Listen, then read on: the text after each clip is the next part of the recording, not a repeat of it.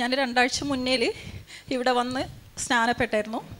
സ്നാനപ്പെട്ടതിൻ്റെ ഭാഗമായിട്ട് അതിന് ഒരു വർഷത്തോളമായി എന്നാണ് തോന്നുന്നത്. കാലൊരു 5 വിരലിൽ ഒരു വിരലും മടങ്ങിയിരിക്കുകയായിരുന്നു.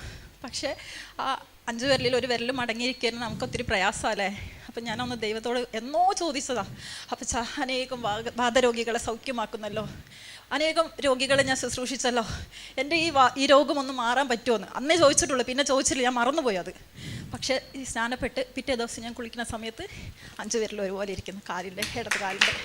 സ്തോത്രം. എൻ്റെ ദൈവമക്കളെ എല്ലാവർക്കും വിടുതലാണ്. ഈശോപ്പച്ചൻ്റെ കരങ്ങളിലേക്കായി അങ്ങേ പാദപീഠത്തിലേക്കായി എല്ലാവരും സമർപ്പിച്ചുകൊണ്ട് സ്തോത്രപ്പച്ച.